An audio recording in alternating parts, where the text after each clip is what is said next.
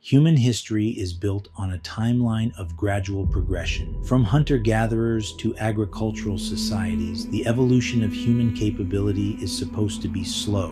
But in the deserts of modern-day Iraq, somewhere around 4500 BC, the timeline broke. Almost overnight, the Sumerian civilization materialized. They didn't just figure out farming. They established advanced mathematics using a base 60 system, mapped the cosmos, created complex legal codes, and built towering ziggurats. When historians analyze how this quantum leap occurred, the Sumerians themselves left a very clear, documented answer. They didn't claim they invented these systems. They stated in thousands of clay tablets that this knowledge was handed down to them by a group known as the Anunnaki, those who came from the heavens to earth. Welcome to Archive 5. Today, we are opening File 001.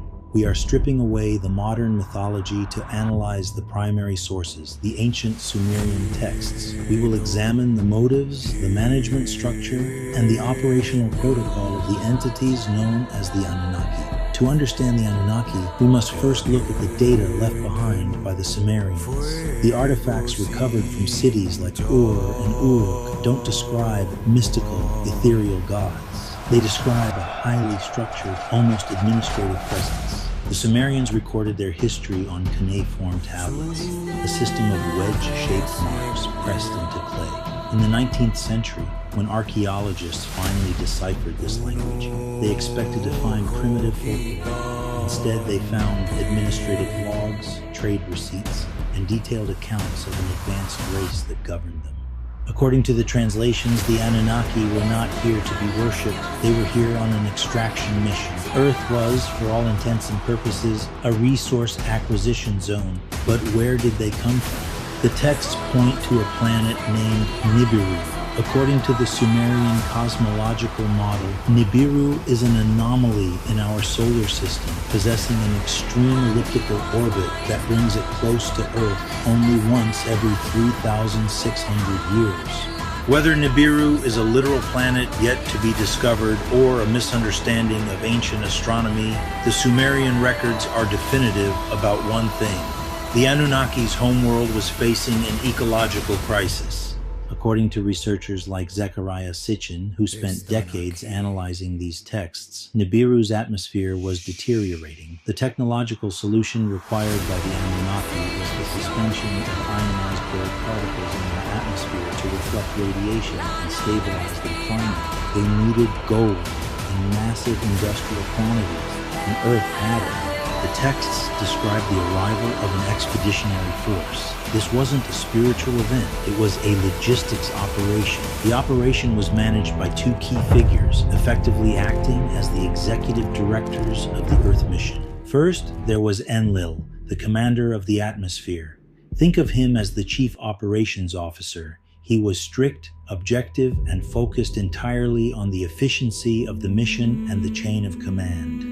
Then there was Enki, the master of the earth and waters. He functioned as the chief science officer. Enki was the engineer, the geneticist, the problem solver.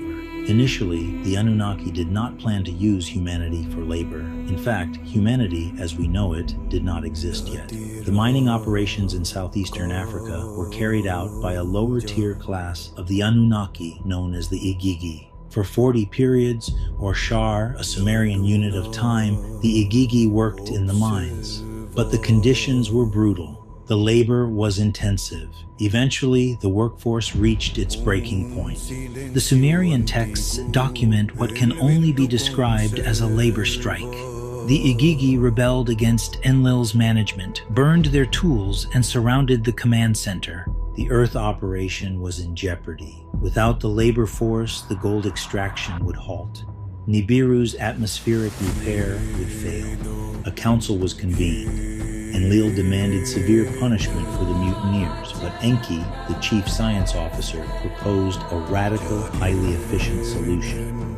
They didn't need to force their own kind to work. They could manufacture a new workforce. Enki noted that a primitive hominid, likely Homo erectus, already existed on Earth. By utilizing their advanced understanding of genetics, the Anunnaki could splice their own DNA with that of the primitive hominid to accelerate its evolution.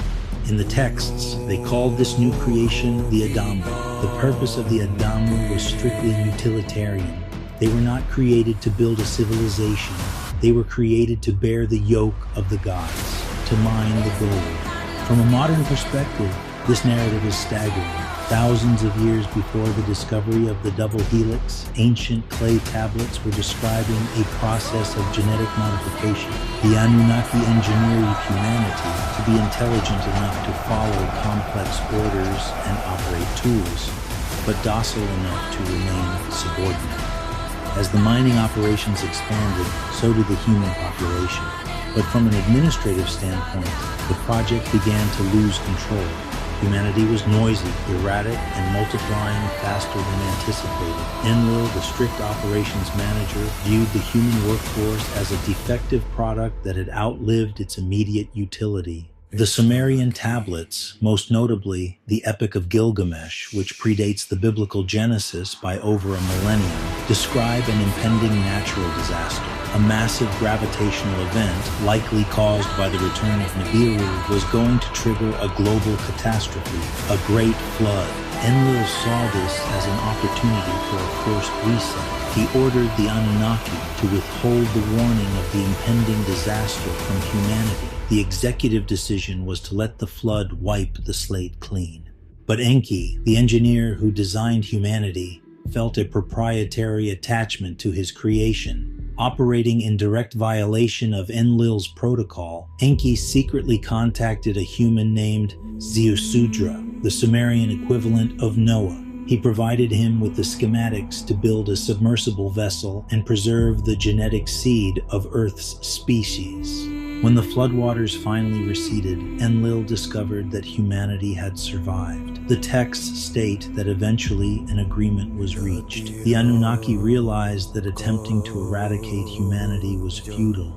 Instead, they decided to grant humans a degree of autonomy. They handed over the tools of civilization, agriculture, architecture, and mathematics.